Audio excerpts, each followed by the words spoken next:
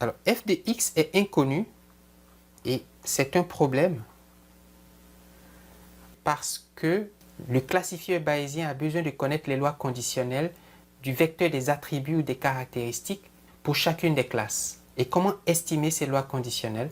C'est ce problème que nous abordons ici. Puisqu'il s'agit d'une fonction densité de probabilité, elle a des propriétés. Par exemple, f de x est positive pour tout x de Rd, d'une part, et d'autre part, l'intégrale sur Rd de f de x égale à 1. Plaçons-nous dans R2 pour simplifier. Donc d égale à 2. J'ai ici x1 et x2. Subdivisons l'espace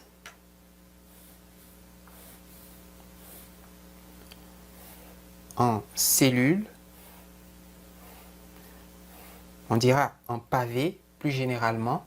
Je vais considérer un pavé spécifique, enfin n'importe lequel, mais je vais le prendre comme référence pour l'analyse qui va suivre. C'est une région de R2, mais en général de RD, ici D vaut 2. Donc je l'appelle pavé. Et c'est un volume. Alors vous direz c'est un rectangle, c'est vrai. Dans R2 c'est un rectangle. Dans R c'est un segment. Et dans R3 c'est un cube. Dans RD on dira hypercube. D'accord? Alors voici ce qu'on va faire. Nous ne connaissons pas la fonction f de x. Elle est inconnue, mais nous disposons d'un échantillon de n points tirés de l'espace Rd, indépendante et identiquement distribuée. La distribution, la loi de probabilité en question, c'est f de x qui est inconnue. Par contre, les mesures, les observations sont connues. Donc, un tirage au hasard va nous donner un point, et puis un point ici, et puis un point ici, et puis un point ici, et puis là, et puis un autre. C'est un tirage purement aléatoire qui donne cette configuration. Donc j'ai ici n égale à 20 points de RD. J'observe que 3 de ces points sont tombés dans ce pavé. Par le simple fait du hasard, il aurait pu se faire que cette cellule ne contienne aucun point, ou un seul, ou deux, ou 5, ou même, et c'est peut-être un cas improbable, mais il aurait pu se faire que tous les points tombent dans cette région. Et par conséquent, le nombre d'échantillons de cette loi inconnue qui tombe dans un pavé donné de Rd est une variable aléatoire. Elle change. Elle prend des valeurs de 0 à n, où n est le nombre total de points. On peut préciser cette variable aléatoire. Sa distribution est celle d'une loi binomiale, puisqu'il y a deux issues possibles pour chaque point où il tombe dans le pavé, où il ne tombe pas. Et les paramètres de la distribution du nombre de points qui tombent dans un pavé donné sont n, le nombre total de points, et p, la probabilité qu'un point quelconque tombe dans ce pavé. Nous sommes donc conduits à nous interroger sur la valeur de ce paramètre p. La probabilité qu'un point quelconque tiré de Rd et qui a la distribution f de x tombe dans un pavé donné. Alors cette probabilité, nous allons l'appeler petit p, soit petit p, la probabilité qu'un point x de Rd, donc qui a la distribution f de x, tombe dans un pavé de volume V. Je vais appeler cette région de Rd V. Alors, on peut spécifier V en disant par exemple que x1 varie de...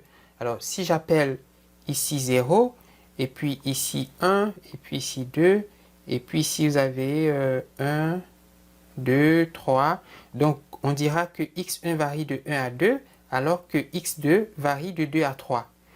Vous voyez qu'on peut spécifier le volume V en disant qu'il est le produit cartésien de 1 à 2 et puis de 2 à 3, où 1 à 2, c'est l'intervalle des valeurs de x1, et puis 2 à 3, c'est l'intervalle des valeurs de x2. Donc, on a deux attributs pour notre problème de classification. P, c'est la probabilité que x appartienne à V. Et cette probabilité, c'est l'intégrale sur la région V de la fonction densité de x. Or, cette fonction, elle est inconnue, donc nous ne pouvons pas calculer l'intégrale. Nous savons que P vaut exactement cette expression, seulement elle n'est pas calculable parce que f de x est inconnu. Donc je dis ici que lui, il est inconnu. Mais nous pouvons estimer P à condition de faire quelque hypothèse sur la fonction f de x.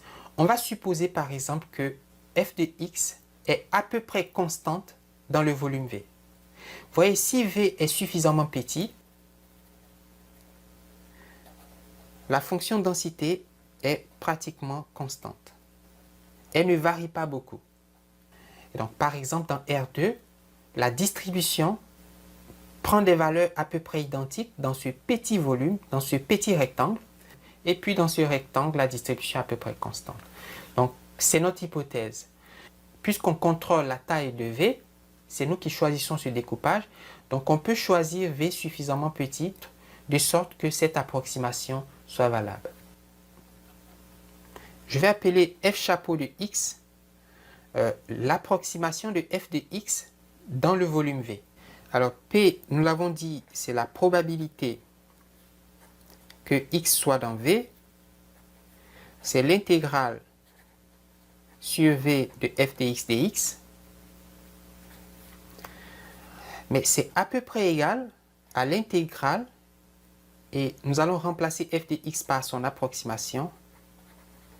Et comme f chapeau de x est constante, nous pouvons sortir f chapeau de x et puis intégrer 1, la fonction 1 sur V. Et vous savez que cette intégrale calcule le volume de la région V. Je vais abuser de l'écriture, je vais abuser de la langue et puis confondre le volume avec la région.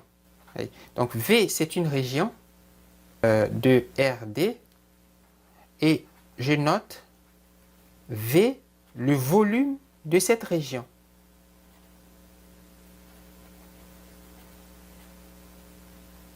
Donc P est à peu près égal à f chapeau de x fois V. Alors si je tire au hasard un point, la probabilité petit p qu'il y tombe, c'est cette expression. Elle dépend du volume, évidemment, mais aussi de l'estimation de la fonction densité dans ce volume, qui est une constante. Alors, notre problème, c'est évidemment de calculer cette constante, cette fonction.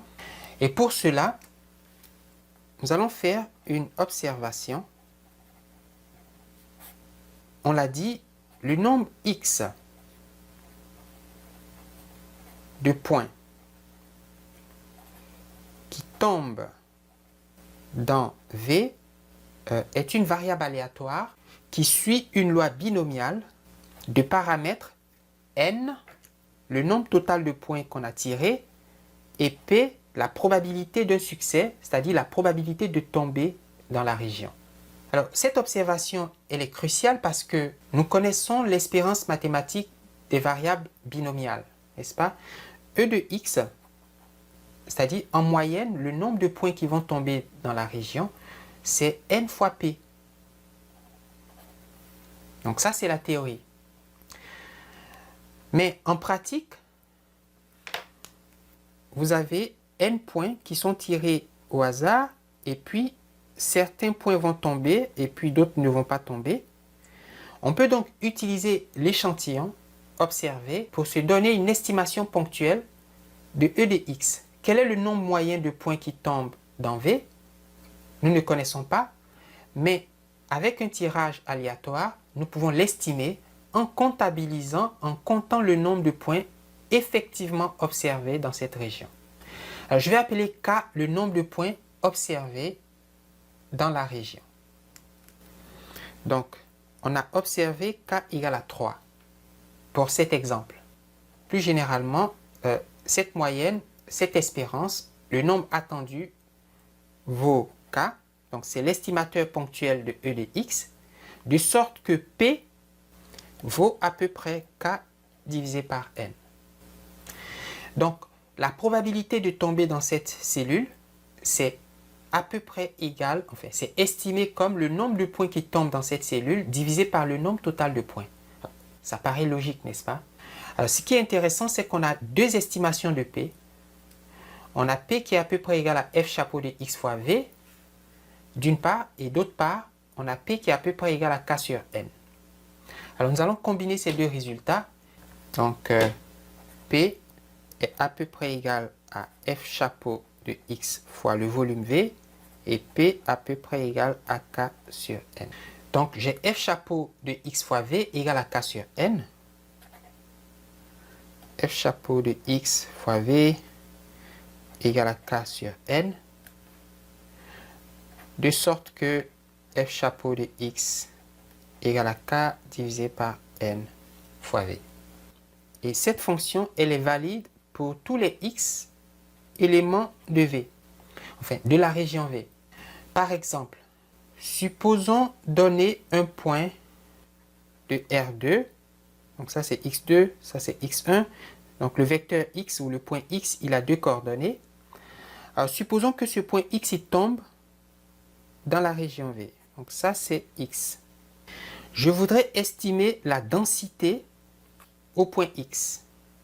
Donc elle vaut à peu près combien? Eh bien, elle vaut à peu près f chapeau de x, où f chapeau est donné par k sur n fois v. Concrètement, ça veut dire, je vais compter le nombre de points de mon échantillon qui sont dans la cellule de x, et il y en a 3, donc je vais dire 3 divisé par n. Alors, le nombre total de points, c'est 1, 2, 3, 4, 5, 6, 7, 8, 9, 10, 11, 12, 13, 14. Mais qu'il faut multiplier par le volume V.